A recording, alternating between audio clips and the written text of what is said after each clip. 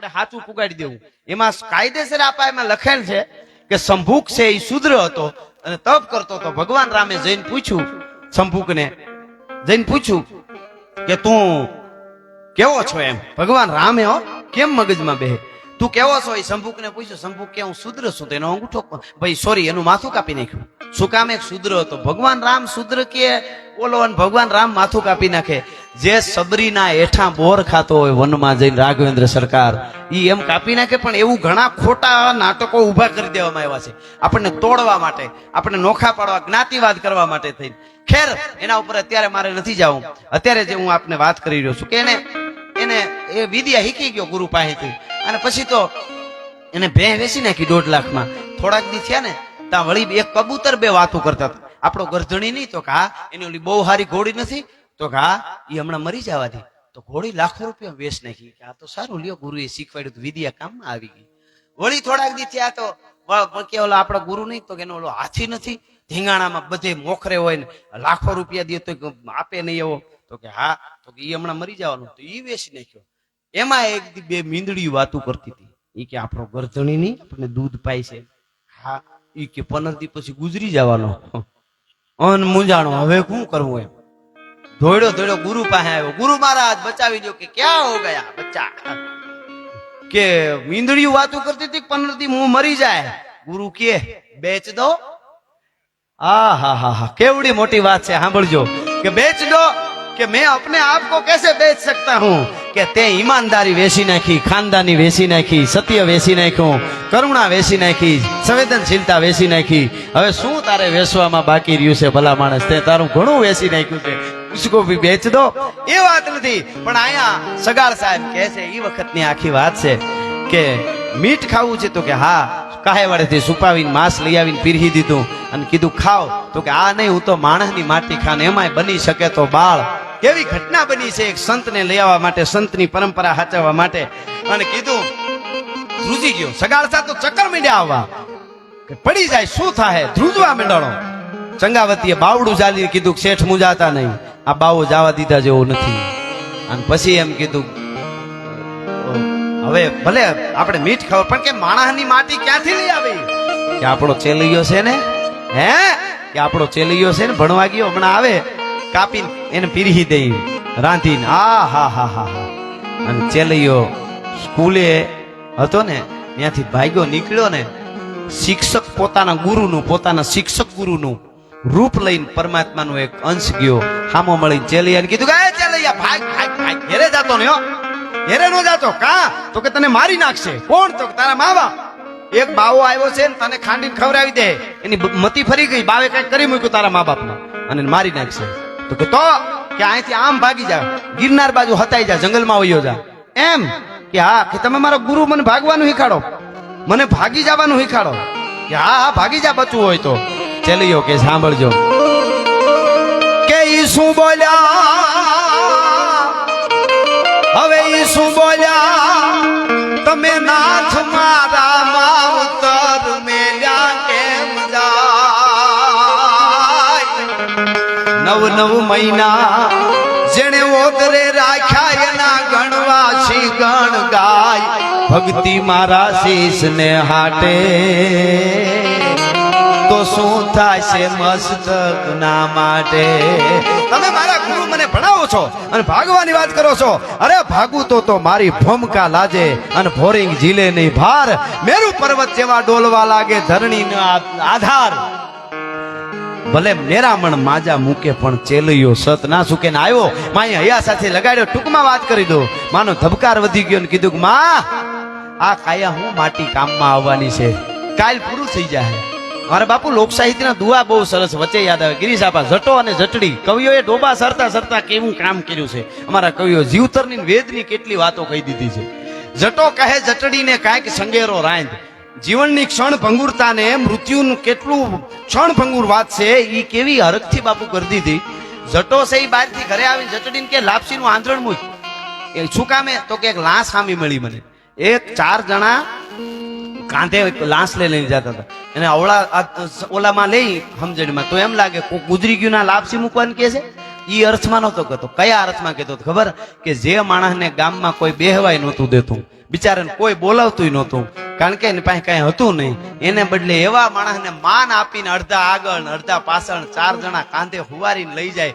મૃત્યુ જેવી હારી કોઈ ચીજ નથી, જટડી આપણે 4 જણા કાંધે લઈ જાય. ઈ હરખમાં લાપસી મૂઈ.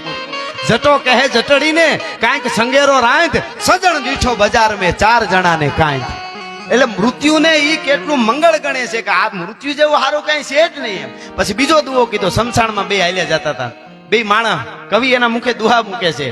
હા, ઈ એમ કે જટો કહે જટડીને કાંઈક લે ને કાંઈક દે, કાં તો કે હામે ઢેરા રખજા ઓભી માડું છે. ઈ કે ઓલો રાખનો ઢગલો જો પીડ્યો તો, ઈ એક દી મૂછું મરડતો તો, ભૂકા કાઢ નાખું, વીખી નાખું, ચૂચી નાખું.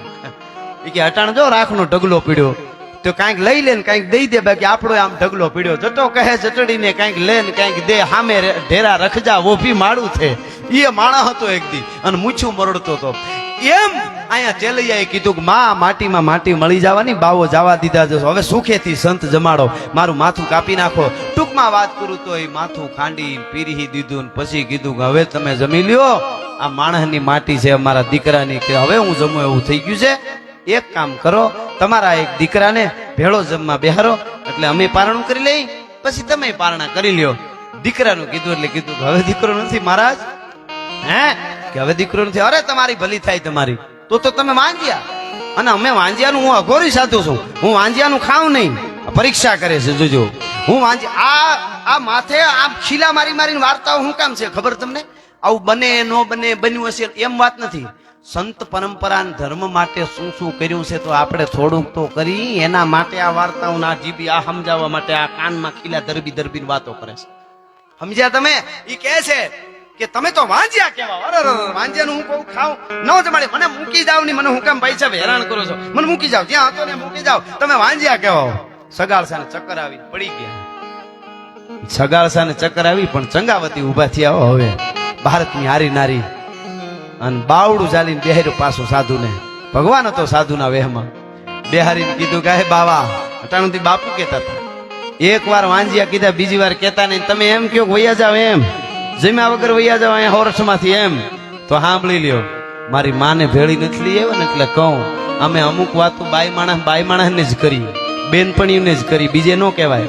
પણ મારી માને ભેળી નથી લઈ આવ્યો ને એટલે તું મારા બાપ જેવડો છે ને એટલે કહું સાંભળી લે. બાપ ને દીકરી અમુક વાત છેલ્લે માં મરી ગઈ હોય ને વેલી, માં ન હોય ને તો બાપ ને કરે. ઈ વાત કરું, સાંભળી લે. શું કે છે?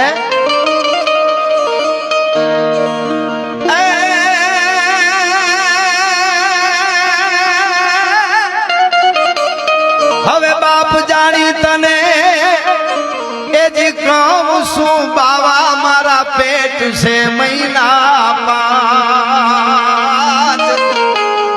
આ હીરો સીતા એ રામનો એને કોઈ દી આવે નહીં ઊની આજ. બેઠો હવે થાશ માં બાવા, તને જમ્યા વગર નહીં દઉં જાવા. મારા બાપ જેવડો છો એટલે કહું છું, મારા ઉદરમાં 5મો મહિનો છે કે તો હમણાં કટાર મારી પેટ ચીરી તારે યાર જમવા બેહારી દઉં. આમ જ્યાં કટાર મારવા જાય ત્યાં હાથ પકડી લીધો અને બાવાનો રંગ ગયો, રૂપ ગયો, વોરેલ ગયો. વેશ અસલ રૂપમાં ભગવાન આવી ગયા. શરીરે ધર્યા લાલ પીતમ છું, વાગા પતંગ ટેટી ધરી, શીશ પાગા વેડા ઓડ, માથે ખુલ્લા કેસ, વાકા જોતા નારીયું, વારણા લીધ ચાકા કડે કટારા ભેટ લીધી કસીને, અને 16 કળાથી તેજ જેવું સચીને, ભુજા ત્રમ જોરંગ આજાન ભારી, નમો શંખ ચક્ર ગદા પદ્મ ધારી. અસલ રૂપમાં ભગવાન આવી ગયા અને કીધું વાણિયા માગ આજ તારા માટે પ્રસન્ન થયો. વાણિયાએ કીધું હું હાથ મારા 2 ફેલાવું તો તારી પ્રભુતા દૂર નથી, પણ હું માગું તું આપી દે એ વાત મને મંજૂર નથી. નથી જોતું મારે તારી પાસેથી કાંઈ. કાંઈક માગી લે, મારી છાતી ફાટી જાય, કાંઈક માગી લે વાણિયા. તો એ કીધું પ્રભુ વધારે માગવાનું કહેતા હો તો બિલખાના પાદરમાં એટલું કહું છું કે મારા ઉપર કરી એવી આગળ કરતા નહીં, કળિયુગ છે ને એટલે બધા સહન નહીં કરી શકે ને તને ક્યાંક ખોટો ઠેરાવી દે. આટલું જ છે, એથી વધારે બીજું કાંઈ જોતું નથી. હા બાપ જાણી તને કહું છું બાવા, મારા પેટ છે મહિના 5. એ પરંપરા છે, એ સંત પરંપરા. થોડું કે હચવાય, ગુરુ વગર આપણો કોઈ આધાર નથી. એ સંત પરંપરા, પરમાત્મા દ્વારકા વાળો આપણી ભેરે હોય તો આપણી હારે રહીએ. છેલ્લે દ્વારકા વાળાની રચના મારે ગાવી છે, યુવાધન બધા ખૂબ સાંભળે છે એટલા માટે. અને પછી આપણે જેમ કીધું એ પ્રમાણે આપણે 12ની આસપાસ આપણે વિરામ આપશું. પણ અરે ઓખો તો દુનિયાથી નોખો કહેવાય દ્વારિકાના દેવલીનો આગળ નો થાય